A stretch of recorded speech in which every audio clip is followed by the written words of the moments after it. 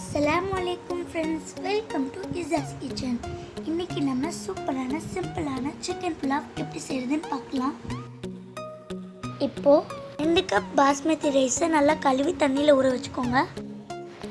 இப்போ ஒரு பேனில் 1/4 கப் நெய் ஊற்றிக்கோங்க. நெய் நல்லா ஹீட் ஆனதும் முந்திரி பருப்பை போட்டு ரோஸ்ட் பண்ணிக்கோங்க.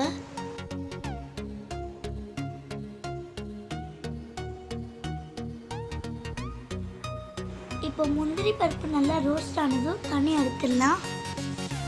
இப்போ அதே பேனில் பீல் பண்ண பாதாம் பருப்பு வச்சுருக்கேன், அதையும் போட்டு ரோஸ்ட் பண்ணி எடுத்துடலாம்.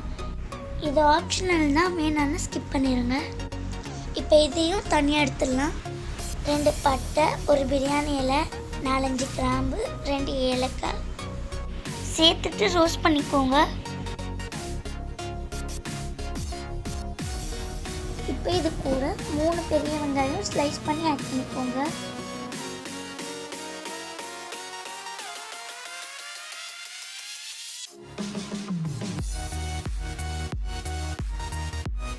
நாலஞ்சு பச்சை மிளகாய் கீரி ஆட் பண்ணிக்கோங்க. நம்ம இந்த புலாவுக்கு எந்த மசாலாஸும் ஆட் பண்ண போகிறது இல்லை, ஸோ பச்சை மிளகாவோட காரம் மட்டும்தான்.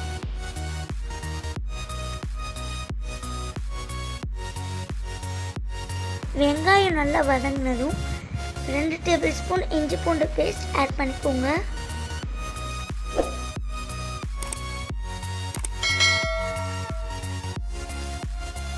இஞ்சி பூண்டோட பச்சை வாசனை போனதும் நம்ம சிக்கன் ஆட் பண்ணிக்கலாம்.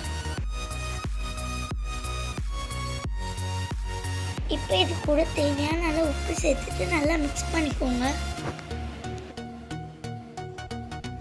இதை 5 மினிட்ஸ் மூடி போட்டு மூடி வச்சுருங்க. சிக்கன் நல்லா ரோஸ்ட் ஆகட்டும். இப்போ சிக்கன் நல்லா ரோஸ்ட் ஆகிடுச்சு. இது கூட கொஞ்சமாக புதினாவும் கொத்தமல்லியும் ஆட் பண்ணிக்கோங்க.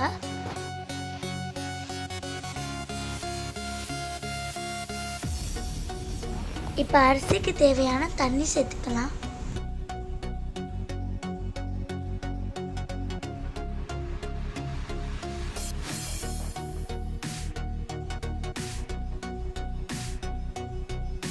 தண்ணி நல்லா கொதிச்சதும் சோக் பண்ணி வச்சுருக்க பாஸ்மதி ரைஸை ஆட் பண்ணிக்கலாம்.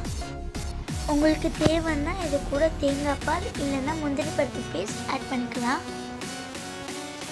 ரைஸ் 80% குக் ஆகினதும் நம்ம ஸ்டவ்வை சிம்மில் வச்சிடலாம்.